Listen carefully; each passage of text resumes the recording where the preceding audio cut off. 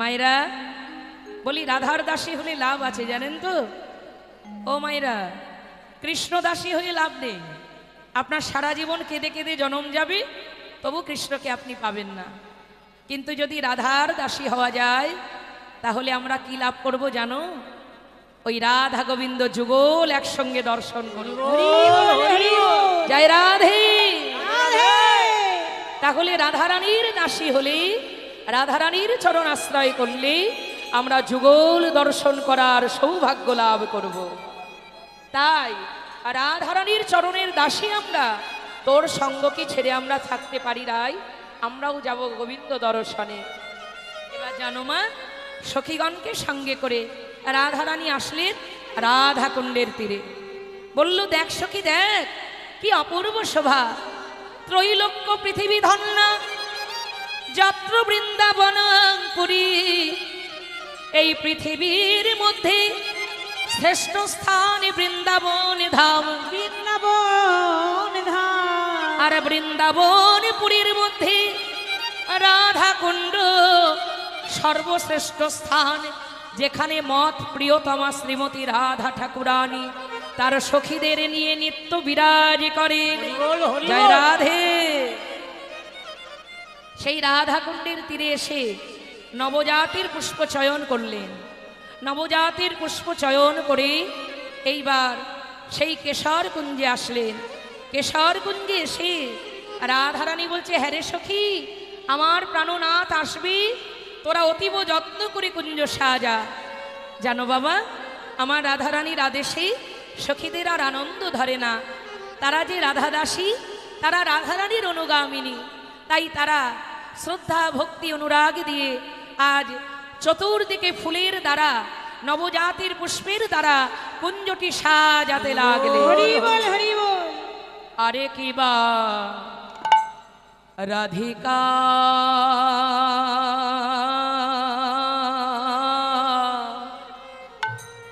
রাধিকা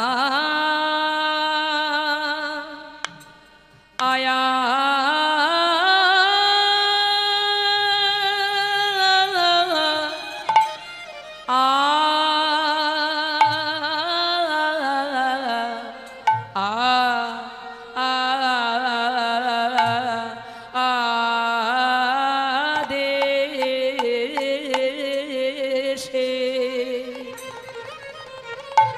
আজ রাধিকা আদেশে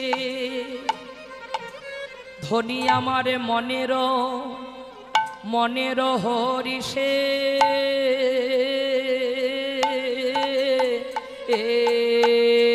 কো ও ও আজ কুসুম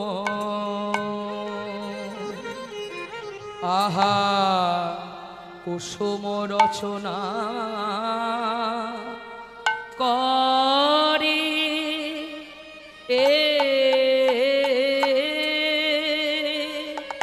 আজ নবজাতি পুষ্পের দ্বারা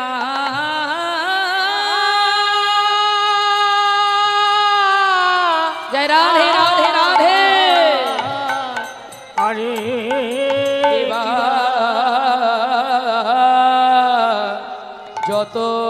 যতন কো রে সাজা সে যত কো রে সাজা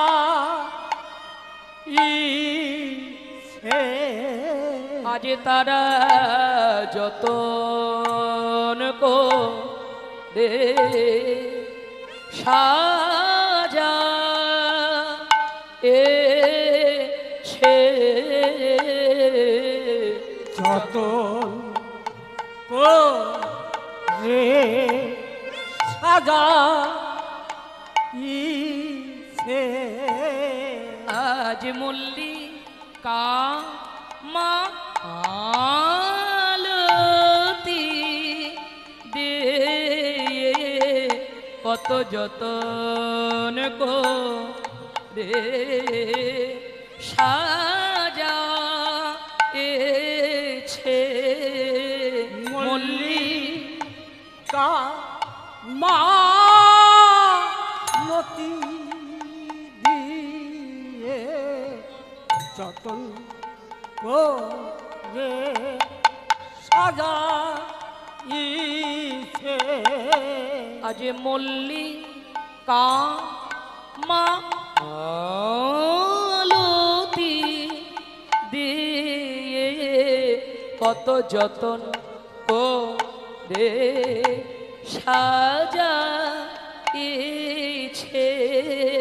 মল্লিকা মালতী দিয়ে যতন করে সাজাইছে মল্লিকা মালতী দিয়ে যতন করে সাজাইছে মল্লিকা মালতী দিয়ে যতন করে সাজাইছে মল্লিকা মালতী দিয়ে যতন করে সাজাইছে মল্লিকা মালতী দিয়ে প্রাণ গোবিন্দ আসবে বলে মল্লিকা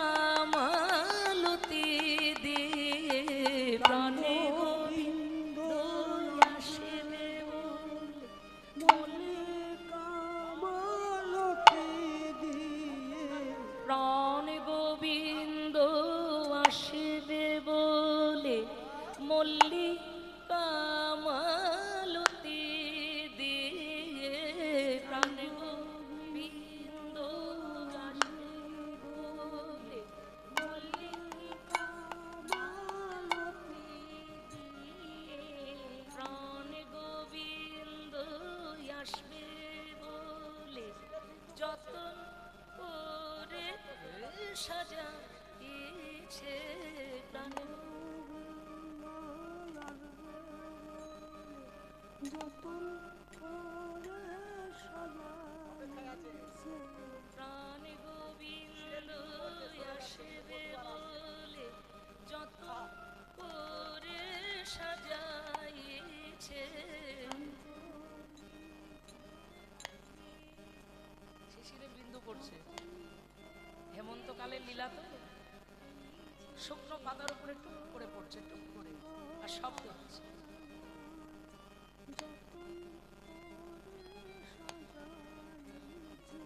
ললিতা বিশাখায়াদি যতন করে সাজাইছে ললিতা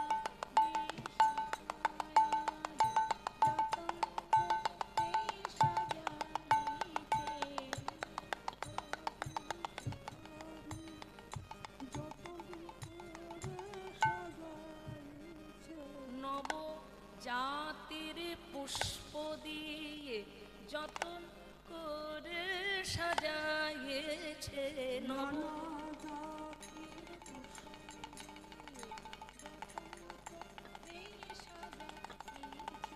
এক দুই তিন এক দুই তিন চার এক দুই তিন এক দুই তিন চার এক দুই তিন এক দুই তিন চার এক দুই তিন এক দুই তিন চার যত করে সাজাইছে প্রাণে গোবিন্দ আসবে বলে যত করে সাজাইছে আজি প্রাণ গোবিন্দ আসবে বলে যতন করে সাজাইছে আজ প্রাণ গোবিন্দ আসবে বলে যতন নিতাই গৌর হরি গোবিন্দ আসবে বলে যতন করে সাজাইছে প্রাণ গোবিন্দ আসবে বলে যতন করে সাজাইছে প্রাণ গোবিন্দ আসবে বলে যতন করে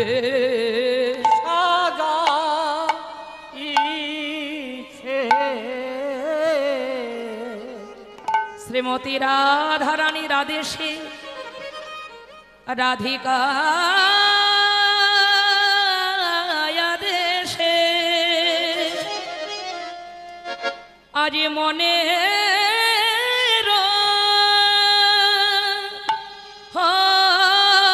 হরিষে কুসুম রচনা করে কিবা রাধিকার আদেশে মনের হরিষে কুসুম রচনা করে আজ সখী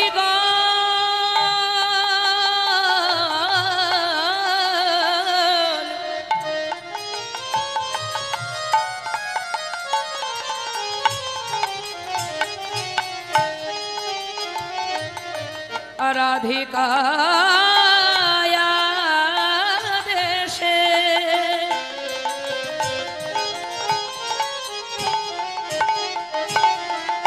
মনের দেশে কুসুম রচনা করে রাধিকা আদেশে মনের হরিষে কুসুম রচনা করে আজ মল্লিকা মালতী আর জাতি জুথি মালতী আরো জাতি জুতি মল্লিকা মালতী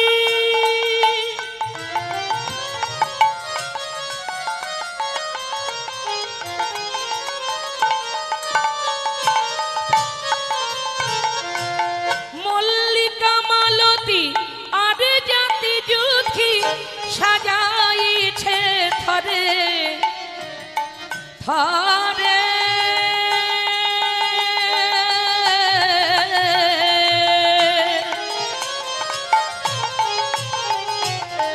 রাধা রানী আজ সাজাইছে থরে থরে মল্লিকা মালতী আরো জাতি জুতি সাজাইছে থরে থরে সাজাইছে থরে থরে কত যতন করে সাজাইছে যতন করে সাজাইছে বলি নবজাতির পুষ্প দ্বারা যতন করে সাজাইছে নবজাতি পুষ্প দ্বারা যতন করে সাজাইছে আজ ললিতাবি শাখায়াদি যতন করে সাজাইছে ললিতাবে তাকায়া দে বলি প্রাণে গোবিন্দ আসিবে বলে জয় গৌর হরি বল। সাজাইছে প্রাণ গোবিন্দ আসবে বলে যতন করে সাজাইছে যতন করে সাজাইছে সাজাইছে থরে থরে আরে সাজাইছে থরে থরে রাধিকা আদেশে কে কাকে আদেশ করছে আমার বৃষভানু রাজনন্দিনী প্রেমময়ী রাধা ঠাকুরানী আদেশ করছেন কাদের মায়েরা তার সখীদের তার যে সেবাদাসী তাদের আদেশ করছেন ও সখী আমার প্রাণনাথ আসবি এত যত্ন করে কুঞ্জ সাজাবি যেন নয়ন ফেরাতে না পারে সখীগণ প্রথমে ফুল দিয়ে একটা ঘর তৈরি করলেন ফুলের দেওয়াল ফুলের জানালা ফুলের দরজা ফুলের ছাউনি কেমন এই ফুলের ঘরটা তৈরি করলেন এটা হলো পুষ্পকুঞ্জ মানে ফুলের কুঞ্জ আর সেই ফুল দিয়ে ঘরখানি তৈরি করার পর এইবার কি করলো জানো মা ফুলের সজ্জা তৈরি করছেন মানে বিছানা যেখানে রাধা গোবিন্দ বিলাস করবেন এখন ঘর যখন সাজিয়েছেন কুঞ্জটি তখন ফুলের বাদ বিচার করেননি সমস্ত ফুলের দ্বারা সৌন্দর্য বজায় রাখার জন্য তারা কুঞ্জটি সাজিয়েছেন কিন্তু সজ্জা সাজানোর ক্ষেত্রে আলাদা কেন কারণ আমার গোবিন্দের অঙ্গ শ্রীমতী রাধারানীর অঙ্গ বড়ই কোমল কোমল হতেও সুকোমল তাই যদি অঙ্গে আঘাত লাগে তাই কি করছে জানো মা যে ফুলের পাপড়িগুলো একেবারে কোমল, অতীব নরম, সেই পাপড়িগুলো ছিঁড়ে নিয়ে পিছনে যে একটা সবুজ অংশ থাকে তাকে বলা হয় বৃন্ত। এটা একটু কঠিন, তাই বৃন্তগুলো ছিঁড়ে ফেলে দিচ্ছেন, আর ওই একেবারে কোমল পাপড়িগুলো নিয়ে কুঞ্জটি সাজাচ্ছেন। কেমন না, ওই বিছানার উপরে একেবারে ফুলের পাপড়ির দ্বারা সজ্জাটি রচনা হরি করছে। বল হরি বল। এত অপূর্ব শোভা, আহা! ওই কুঞ্জ দর্শন যে করবে সেই জ্ঞান হারা হয়ে যাবে। কেন না, ওই তাকিয়ে দেখো, বৃন্দাবনে বৈষ্ণব পদাবলিতে বৈষ্ণব মহাজন সাক্ষাৎ লীলা দর্শন করছেন, আর কত সুন্দর অপূর্ব পদাবলী লিখছেন। কি লিখলেন? ও গো আজি রচয়ে বাসক সেজ, আর আজি রাজায়ে বাসক সেজ, আজ রচয়ে বাসক সেজ, আজ রচয়ে বাসক সেজ, আজ রচয়ে বাসক সেজ, আজ রচয়ে বাসক সেজ। এত সুন্দর কুঞ্জ সাজাচ্ছে, মানে বাসক সজ্জা রচনা করছে। আর সেই বাসক সজ্জা রচনা করতে গিয়ে এই যে সখীগণ সাজিয়েছেন যে ঘরটি, বৃন্দাবনে বৃক্ষ তরুমূলে কত সাধু মহাত্মা, কত বৈষ্ণব তারা ভজন করে মায়েরা। কেন? তারাও গোপীদেহ লাভ করে ওই গোবিন্দ চরণের দাসী হয়ে সারা জীবন রাধা গোবিন্দ সেবা করলেন। হরি বল। কিন্তু চাইলেই তো আর নারী দেহ পাওয়া যায় না, তাই যদি সাধনা করতে করতে একদিন তারাও গোপী দেহ পায়, আর সেই দেহ দিয়ে আমার গোবিন্দ সেবা করতে পারেন, তাই তারা সাধনা করছিলেন। কিন্তু এত ফুল দিয়ে কুঞ্জ সাজিয়েছেন, ফুলের একটা অপূর্ব সৌরভ আছে না, অপূর্ব সুগন্ধ। ওই সুগন্ধটি যেই না ওই বৃক্ষ তরুমূলের নিচে তরুতলে বসে তপস্যা করছিলেন, ধ্যান করছিলেন, ওই ফুলের অপূর্ব সৌরভ যেই না তার নাসিকামূলে প্রবেশ করলো, ধ্যান ভঙ্গ হয়ে গেল। চতুর্দিকে তাকিয়ে দেখছেন কোথা হতে এত সুগন্ধ আসছে। হঠাৎ তাকিয়ে দেখছেন ওই কেশর কুঞ্জে বিরাট একটি সুন্দর ফুলের কুঞ্জ সাজানো। হরিবল হরিবল। কারা সাজালো এত সুন্দর কুঞ্জ? দেখছেন রাধারানীর দাসীগণ। আহা! আক্ষেপ হলো, হে গোবিন্দ, তুমিও যদি আমাদের নারী দেহ করে দিতে। পুরুষ দেহে যে অহংকার জাগে, পুরুষ দেহে যে কখনো ভজন করা যায় না, কেন দিলে আমাদের পুরুষের দেহ? আমাদের যদি গোপী দেহ দিতে, আমাদের যদি নারী দেহ দিতে, তবে তোমার এই গোপী দেহ দিয়ে আমরা তোমার সেবা করে এই ব্রজে জনম ধন্য ধন্য করে নিতাম। হরি বল। কারণ কত সুকৃতি সৌভাগ্য থাকলে বৃন্দাবনের মাটিতে বসত করা যায়, বৃন্দাবনে বসতি পাওয়া যায়। আপনারাও ভাববেন না মায়েরা, এই নদিয়ার মাটিটা কি কম পবিত্র? এই নদিয়ার মাটিটা শুদ্ধ মাটি, এই নদিয়ার মাটিটা পবিত্র মাটি। আপনার তো আশ্রয় অন্য জায়গাতেও হতে পারত, আপনি তো বিদেশের মাটিতেও গিয়ে পড়তে পারতেন, কিন্তু না, যেন তেন প্রকারে আপনি নদিয়ার মাটিতে জায়গা পেয়েছেন। নদিয়া হলো প্রেমের মাটি, আর যে প্রেমের মাটিতে এসেছেন আমার প্রেমের ঠাকুর গৌরাঙ্গ সুন্দর। তাই বৃন্দাবন আর নবদ্বীপ, নদিয়া, এই মাটিটা বড় পবিত্র, ধন্য মাটি, পুণ্যক্ষেত্র। যত যত মহাপুরুষ দেবদেবীগণের এই পবিত্র মাটি ভূমি, তাই তারা এখানে এসেছেন। তাই বৃন্দাবনী যারা গোপীদেহ পায়নি, ওই কুঞ্জটি দর্শন করে নয়নের জলে কেঁদে বলছে, হে গোবিন্দ, ওই ব্রজগোপীরা কেমন করে তোমার সেবা করছে, আমাদের কি তুমি কৃপা করবে না প্রভু? আমরা কি তোমার সেবা করতে পারবো না? মুনিগণ চিত ওই কুঞ্জের শোভা দর্শন করে মুনিগণের চিত্তটাকে হরণ করে নিল। হেরি মূরছিত রাধা গোবিন্দ সেবা করতে না পেরে তাদের যে মনের বিরহ ব্যথা, তাদের যে মনের বিরহ ব্যথা, দুঃখের কথা, তাদের যে হৃদয়ে ভরা কান্না, কৃষ্ণ সেবা না করতে পারার যে আক্ষেপ, তারা গোবিন্দকে জানাতে জানাতে এরই মূর্ছিত, তারা অচেতন হয়ে জ্ঞান হারা হয়ে বল হরি বল। মুনিগণ চিত হেরি মূর্ছিত, মুনিগণ মূর্ছিত হয়ে গেল, জ্ঞান হারা হলো। কন্দর্পের ঘুচে তেজ। কন্দর্প মানে মায়েরা কামদেব। কামদেবের এক নাম যেমন মদন, আর এক নাম কন্দর্প। তার যে রূপের গরিমা, তার যে রূপের অহংকার, আজকে সেই মদন সেও কুঞ্জের দ্বারে সে দাঁড়িয়ে আছে। ওই কুঞ্জ শোভার কাছে মদনের রূপের লাবণ্য জ্যোতি ছটা সব যেন ম্লান হয়ে গেল। বল হরি বল। ওই মদন ছিল অভিমানী, অহংকারী, আর সেই অহংকারী অভিমানী মদন কুঞ্জ শোভা দর্শন করে নিরভিমানী হয়ে গেল। নিরভিমানী হয়ে ওই কুঞ্জের অনতি দূরে দাঁড়িয়ে ভাবযোগ্য দেহ নিয়ে করজোর করে রাধা গোবিন্দ চরণে প্রার্থনা করছেন, ওগো রাধে, আমি জানি জানি কতই অপরাধ করেছি, আমি কত তোমাদের লীলায় ব্যাঘাত সৃষ্টি করেছি।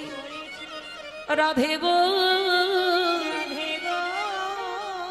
তাই বলে কি তুমি আমায় ক্ষমা করবে না? রাধে, আমি তোমাদের যুগল চরণে শরণে নিলাম, যেন আমায় ব্রজ ছাড়া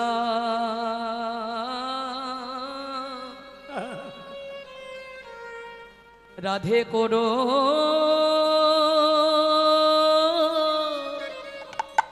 না গো। রাধে রাধে। গো। হরি বল হরি বল। আমায় যেন ব্রজ ছাড়া। জয় রাধে রাধে রাধে রাধে। আমায় করো ও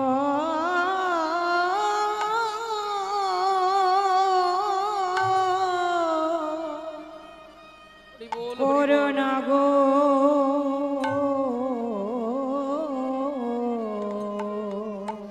তোমার শ্রীচরণে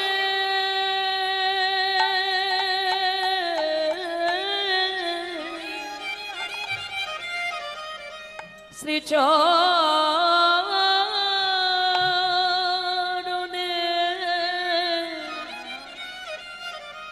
আমায় দাস করো রাধে। ওগো প্রেম ময়ূরাই আমায় যেন ব্রজ ছাড়া,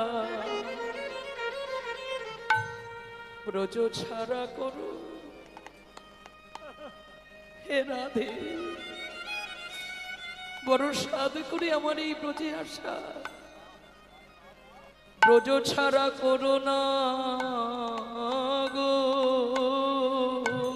তোমার শ্রীচরণে নিতাই গৌর হরি হরি বল।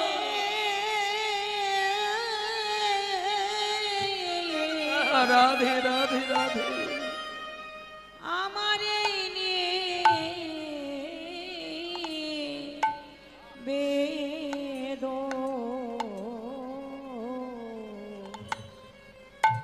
রাধে গো। ওগো প্রেম ময়ূরাই, আমি অপরাধী, চরণ ছাড়া আমি অপরাধী বলে আমায় যেন ব্রজ ছাড়া করে দিও না। আমায় করো ও রাধে রাধে রাধে। করো না গো। আমায় যেন ব্রজ থেকে তাড়িয়ে দিও না। মদনের অহংকার চূর্ণ বিচূর্ণ হলো, তাই তো মদন আর রাধা গোবিন্দ যুগল সেবা দর্শন করবে বলে ওই কুঞ্জের বাইরে দাঁড়াইয়ে আছে। চতুর্দিকে দিকে সখীগণ তারা ফুল দিয়ে তখনও সাজাচ্ছেন। আহা, চতুর্দিকে ফুল আর ফুল। ও গো ফুলের চৌয়ারি, ফুলের কেওয়ারি, ফুলেতে ছাইল ঘর। আহা, ফুলের চৌয়ারি, ফুলের কেওয়ারি, ফুলের কেওয়ারি, ফুলেতে ছাইল ঘর। ফুলেতে ছাইল ঘর। আহা, ফুলের চৌয়ারি, ফুলের কেওয়ারি, ফুলেতে ছাইল ঘর। ফুলের চৌয়ারি, ফুলের কেওয়ারি, ফুলেতে ছাইল ঘর। ঘর। আবার ফুলের বালিশ, আলিশ কারণ প্রতি ফুলের ফুল ফুলের বালিশ, আলিশ করল প্রতি ফুলের ফুল। আহা, ফুলের বালিশ,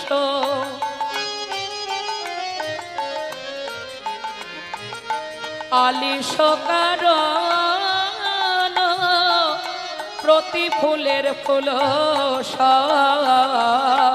ফুলের বালিশ, আলিশ কারণ প্রতি ফুলের ফুল। আচ্ছা, রাধারানী বলছে, ও সখী, এত সুন্দর করে এত যত্ন করে কুঞ্জটা সাজালি, তা যা যা যা ওই দাঁড়ে গিয়ে পাহারা দি। তা না হলে যারা কৃষ্ণ বিদ্বেষিনী, যারা আমার বধূকে আমি ভালোবাসি বলে আমার নামে নিন্দা করে বেড়ায়, বলা যায় না, তারা হয়তো কেউ চুপি চুপি ঢুকে এই কুঞ্জটা আবার ভেঙে দিতে পারে। তাই যা দাঁড়ে তোরা পাহারা দি। সখীগণ বলছে, ও রাধে, আজকের দাঁড়ের দাড়ি আমরা হব না, তবে দাঁড়ের দাড়ি কারা হবে? আজকের দাঁড়ের দাড়ি হবে সুখসারী। ওগো সুকপিক দাড়ি মদন প্রকটে,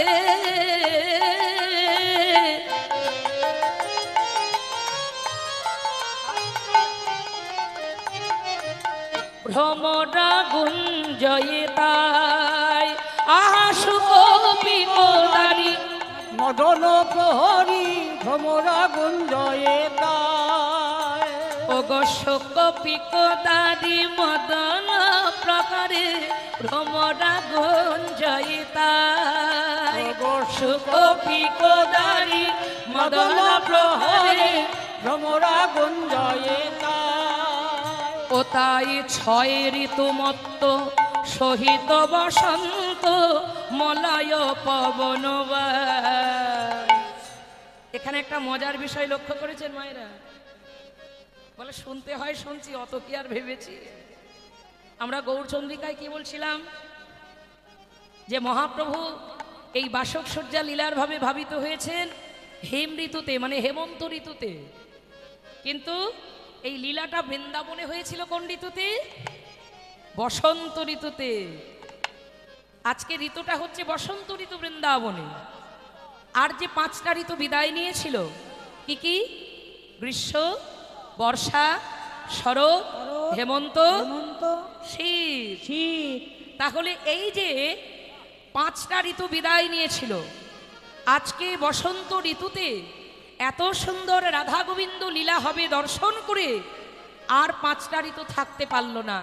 তারা ভাবলো অন্ততই একটা দিনে, একটা মুহূর্তের জন্য হলেও আমরা বসন্ত ঋতুর সঙ্গে মিলেমিশে একাকার হয়ে রাধা গোবিন্দ লীলা সাধন করব।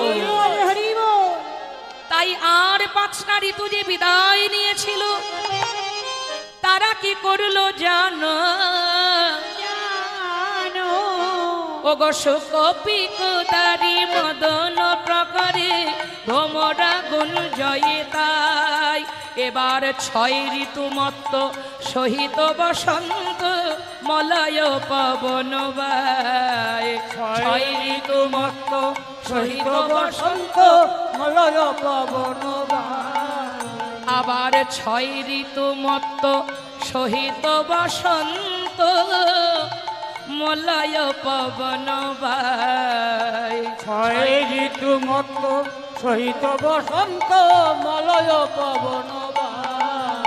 আজ বইছে পবন মন্দ মন্দ, বইছে পবন মন্দ মন্দ, কেন কেন কেন মায়েরা? পবন বাতাস মন্দ মন্দ কেন বইছে? কারণ কি জানো? আসবে বলে প্রাণে গোবিন্দ, বইছে পবন মন্দ মন্দ। আসবে বলে প্রাণ গোবিন্দ, বইছে পবন মন্দ মন্দ, আসবে বলে প্রাণ গোবিন্দ, বইছে পবন মন্দ মন্দ। আসবে বলে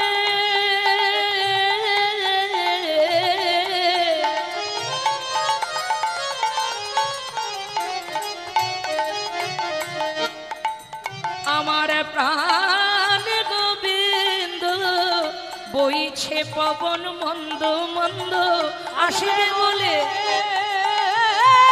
প্রাণ গোবিন্দ, তাই কুঞ্জ মনে কি আনন্দ, আসবে বলে প্রাণ গোবিন্দ, মধুর কুঞ্জ বনে কি আনন্দ, আসবে বলে প্রাণ গোবিন্দ, বলি আনন্দের আর সীমা নাই রে। হরি হরি আসবে বল। বলে প্রাণ গোবিন্দ, আরে আনন্দের সীমা নাই রে, বলি বইছে পবন মন্দ মন্দ, বইছে পবন মন্দ মন্দ, মলয় পবন বায়। মলয় পবন বাই, মলয় পবন বায়। তাহলে ও মাইরা কি যত্ন করে কুঞ্জ সাজিয়েছে।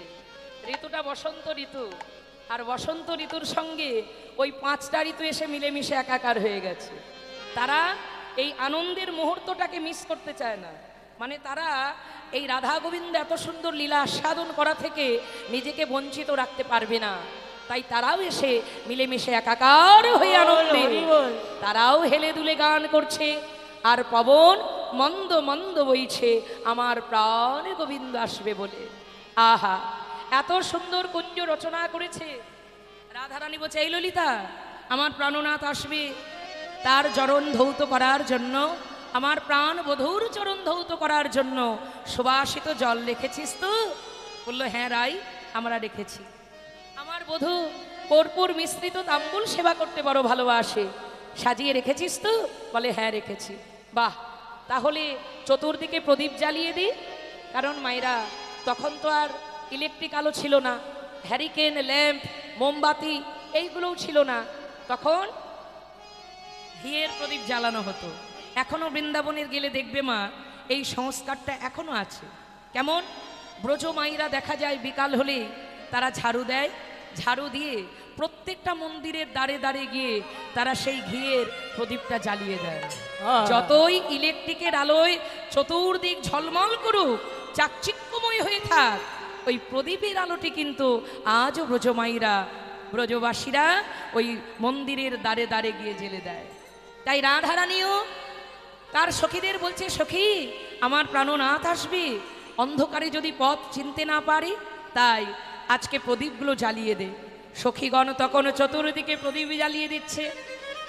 উজ্জ্বল রাতি মণিময় বাতি, কর্পূর তাম্বুল বাড়ি। উজ্জ্বল রাতি মণিময় বাতি, কর্পূর তাম্বুল বাড়ি। চণ্ডীদাস ভনে রাখি স্থানে স্থানে, বাসক করিল গরি। দাসে ভনে রাখি স্থানে স্থানে, বসক করিল গরি। আহা, চণ্ডীদাস ভনে রাখি স্থানে স্থানে, বাসক করিল গরি। সঞ্জয় দাসে ভনে রাখি স্থানে স্থানে, বসক করিল গরি। আজ চতুর্দিকে জল জল করছে আলোয় আলোকিত। কিন্তু মায়েরা তার জন্য এত কিছু না, প্রাণ গোবিন্দ আসবেন বলে তাই অপূর্ব যত্ন করে কুঞ্জ সাজিয়ে রেখে দিয়েছেন। এবার সাজিয়ে অপেক্ষার পালা, কখন আসবে কখন আসবে, এই বুঝি আসছে। যেই না শিশিরের বিন্দু শুকনো পাতার উপরে টুপিয়ে পড়ছে, রাধারানী চমকে উঠছে। ললিতা, ওই বুঝি আমার প্রাণনাথ আসছে, ওই বুঝি আমার বধূ আসছে, দেখ তো গিয়ে, দেখ দেখ দেখ। সখীরা তারা গিয়ে দেখছে না, বধূ আসছে না। জয় রাধে। এতক্ষণ কষ্ট করে বসলেন, আর যদি দু একজন উঠে যান তাহলে আমার মন খারাপ হয়ে যাবে। আর তো বেশি আমার সময় নেই, আর একটু পদাবলীটাকে আস্বাদন করে যান। বাসক সজ্জা লীলার অপূর্ব লীলা। জয় জয় নিতাই গৌর হরি বল, হরি বল। জয় রাধে। যত আস্বাদন করবেন আপনাদেরই মঙ্গল হবে। কেমন বৈষ্ণব মহাজনগণের এই মহাজনী যে পদাবলী, এই আস্বাদন করলে এটাও একটা ভজন হয়ে যায়, জানো মা? নেতাই গৌর হরি হরি বল। হরি বল, হরি বল। রাধারানী বলে ললিতারে, আমি বধূর জন্য কত যতন করে কুঞ্জ সাজাইলাম, সাজাইলা এই সাজানো কি আমার সাজা হবে? সাজা হবে আমার বধূ কি আর আসবে না? আসবে না ও ললিতা, ললিতা। ওরে ও বিশাখা, ওরে আমার মরমি, আমি বধূর লাগিয়া সেজ বিছাইন গাথিন ফুলের মালা, আমি বধূর লাগিয়া সেজ বিছাইন গাথিন ফুলের মালা, আর বধুর লাগিয়া সেজে বিছায়েনো গাথিনো ফুলের মালা। আমি তাম্বুল সাজিন দীপ জারিন মন্দির হইল আলা, তাম্বুল সাজিন দীপ জ্বালাইলু মন্দির হইল অসই পাছে সব হইবে আর এসব হইবে আর। সখী আমার কুঞ্জ সাজা বৃথা কল, সাজা বৃথা হলো প্রাণে বধূ বুঝি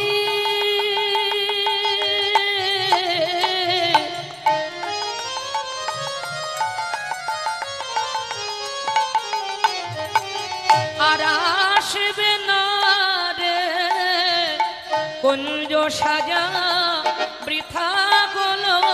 বধূ বুঝি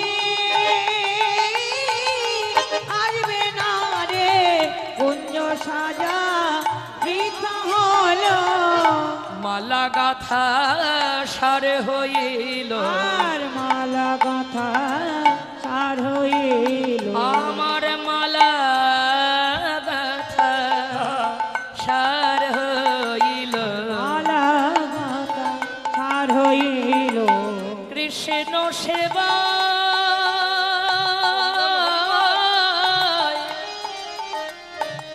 বুঝি না লাগিল, মালা গাথা সার হইল, কৃষ্ণ সেবা। জয় রাধে।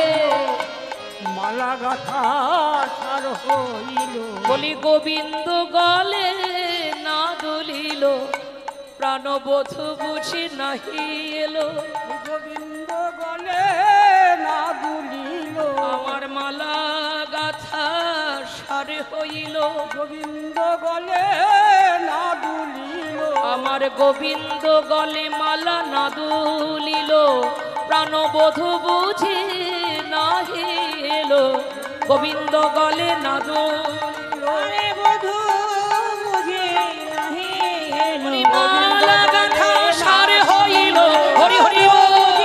আসিল গোবিন্দ গলে না দুলিল, বলি মালা গাথা সার হইল, মালা গাথা সার হইল, আমার মালা গাথা সার হইল। আর মালা গাথা সার হইল। রাধারানী বলছে সখী পাছে এসব হইবে আর, সোহেন নাগর গুণের সাগর কাহে না মিলল কান। আমার বধূ তো এখনো এলো না। আমি বাদিনীর ঘর থেকে কত কষ্ট করি, আমি বাদিনীদের উপেক্ষা করে আমি এই গহন বনে এসেছিলাম, এই কেশরকুঞ্জে এসেছিলাম। কেন জানিস? প্রাণ গোবিন্দ চরণের দাসী হব বলে, প্রাণ গোবিন্দ চরণ সেবা করব বলে, কিন্তু কই আমার বধূ তো এলো না। শাশুড়ি ননদি বঞ্চনা করিয়া আইন গহন বনে, শাশুড়ি ননদি বঞ্চনা করিয়া আইন গহন বনে। আমি কেন এসেছিলাম জানিস? আমার মনে যে বড় স্বাদ ছিল, আমার বড় স্বাদে মনে এরূপ যৌবনে মিলিব বধুর সনে। পথ পানে চাহি আমি কত না রহিব, কত প্রবোধিব মনে। আর কত মনকে সান্ত্বনা দেব বল, আর কত মনকে প্রবোধ বাক্য দ্বারা বোঝাবো। পদকর্তা বলছে রাই ভেবো না, জগত জীবন কৃষ্ণ যাকে কথা দেয় তার কথার খেলাফ হয় না। হয়তো আসতে একটু বিলম্ব হবে, কিন্তু সে আসবেই আসবে। পথ পানে চাহি কত না রহিব, কত প্রবোধিব মনে।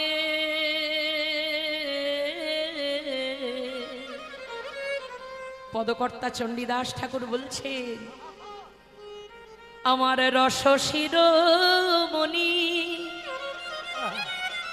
আসিবে এখনি, দ্বিজ চণ্ডী দাসে ভনি। তুমি বসে বসে নাম জপিতে থাকো, বসে বসে না জপিতে থাকো, আমায় গোবিন্দ কৃপা করো বলে বসে বসে জপিতে থাকো। আর গোবিন্দ কৃপা করো বলে বুকে ভাষায় নয়ন জলে, গোবিন্দ কৃপা করো বলে আশায় নয়ন জলে, আমায় গোবিন্দ দেখা দাও হে বলে, ভাষায় নয়ন জলে, প্রাণ গোবিন্দ দেখা দাও হে বলে, ভাষায় নয়ন জলে, বলি বসে বসে কাঁদিতে থাকো। তাই হরি বসে বসে জপিতে থাকো, ভাষায় নয়ন জলে, এখন বসে বসে কাঁদিতে থাকো, রস শিরোমণি আসিবে এখনে, দ্বিজ চণ্ডী দাসে ভনে, দ্বিজ চণ্ডী দাসে ভনে।